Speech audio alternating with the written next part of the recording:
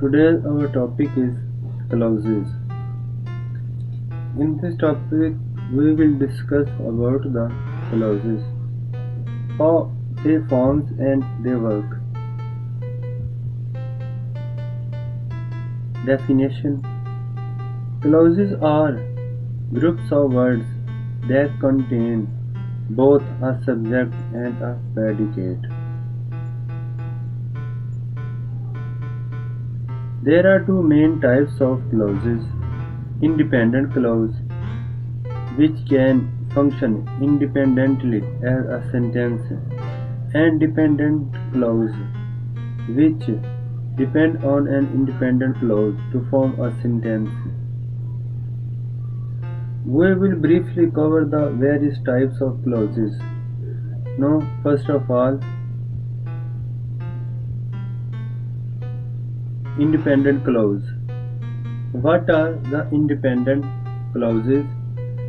An independent clause, also known as a main clause, is a clause that forms a complete independent thought.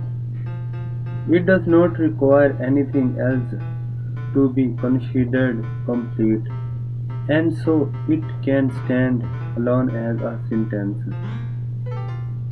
A single independent clause is known as a simple sentence. It contains a subject and a predicate, each of which can have modifiers. For example, I refuse. They like to stay in fancy hotels. The girl in the red jacket ran quickly towards the bus. The Beatles were a great band. I wish it were not Monday. In each of the above cases, the independent clause remains able to stand alone as a simple sentence. So sometimes we form a sentence with two independent clauses, which is known as a compound sentence. We join the independent clauses together with a comma and a conjunction, or a semicolon without a conjunction. Now, there are some examples of compound sentences. Compound clause sentences. She wanted to play tennis, but he wanted to play basketball. Now you can see in this first sentence there is a conjunction and with comma. My brother lives in Detroit. I wish I lived there. Now in this sentence and this clause you can see there is used only a semicolon. Now we will describe about what is dependent clause. An dependent clause, also called a subordinate clause, is a clause that relies on the information from an independent clause to form a complete logical thought. As such, it cannot stand on its own to form a sentence. So, dependent clauses are usually marked by dependent words such as subordinating conjunctions, relative pronouns, or relative adverbs, which link them to independent clauses in a sentence. For example, no, whenever I travel, I like to stay in fancy hotels. No, you can say there is a relative pronoun. We struck up a great conversation with a person whom we met on the plane. Now you can see there is also a relative pronoun. She found it strange that she liked to eat sushi. In each of the examples above, the groups of words in bold are clauses because they each have a subject, I, we, and they, and a predicate, they travel, meet on the train, like to eat sushi. However, we can also see that they are dependent clauses because of their dependent words whenever, whom, and that. Because of this, they cannot stand alone as a sentence. They dependent They depend on the information from the independent clauses to be logically complete. So, categories of dependent clauses. Because dependent clauses must be a part of or attached to an independent clause, they serve a variety of grammatical functions depending on what type of dependent clause we are using. There are three primary categories of dependent clauses: noun clauses, relative clauses, and adverbial clauses. We will look at a few examples of each to learn about them. Noun clauses. Noun clauses are dependent clauses that function as a noun. Because of this, noun clauses can perform all the roles that a normal noun could play in a sentence, such as the subject or the object of a verb. For example, whenever we decide to go is fine with me. No, this is a subject of the sentence. No, I want to see what is available before I make a purchase. No, it is a direct object of the verb see. Relative clauses. Relative clauses, also called adjective clauses, provide descriptive information about a noun. These clauses can either be essential to the sentence, restrictive clauses, or non-essential, non-restrictive clauses. They are introduced by either a relative pronoun or a relative adverb. Now here are some examples of relative clauses. The man whom I would heard so much about gave an electrifying speech to the crowd. Here it is a non-destructive clause. The book that I wrote is being published in January. Restrictive clause. Any student whose desk is not clean will have detention after class. Restrictive clause. I love casual Fridays when we get to wear jeans to work. Non-restrictive clause. No adverbial clause.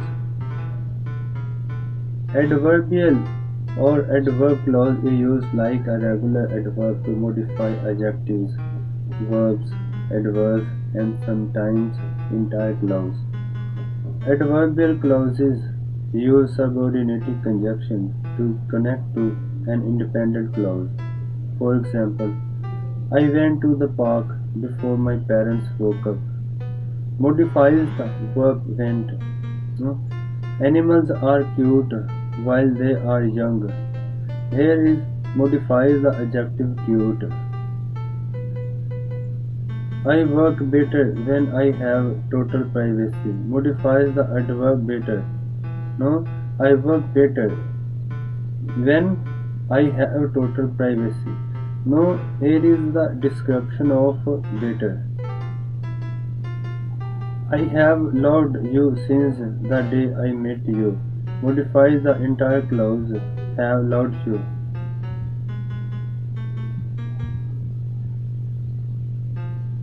Omitted subjects in imperative sentences.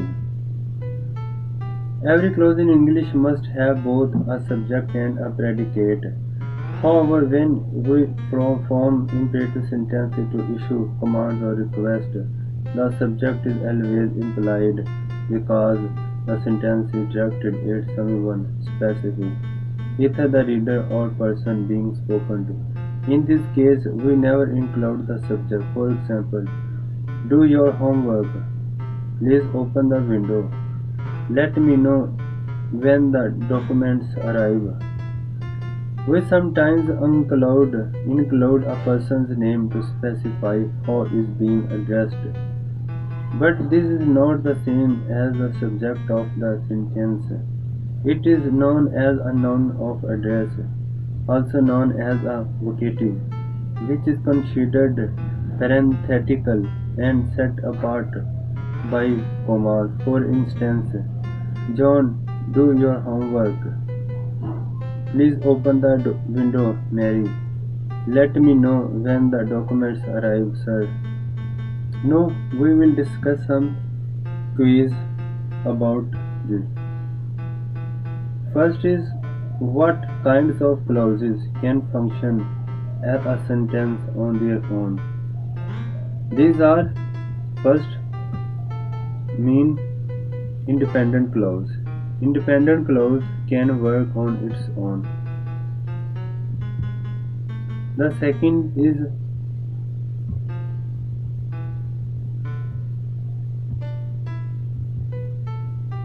which of the following cannot be used to link a dependent clause to an independent clause. Options are relative pronouns, relative adverbs, subordinating conjunctions, and coordinating conjunctions. Above the three A, B, and C can used to link between dependent clause and independent clause, but the last option, coordinating conjunctions, cannot link between dependent clause and to independent clause. No.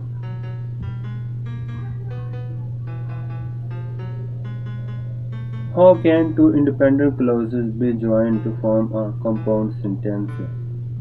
A comma followed by a subordinating conjunction, a semicolon followed by a coordinating conjunction, a comma followed by a coordinating conjunction, or semicolon. No, the answer is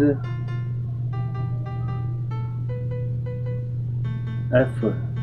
Mean C and D. Mean comma followed by a coordinating conjunction also can join the compound clause and semicolon also.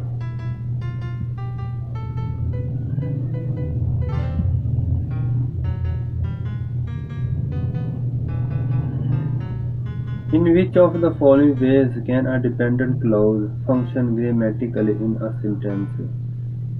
Options are as a noun, as a adjective, as an adverb, all of the above, or B or C, and none of the above.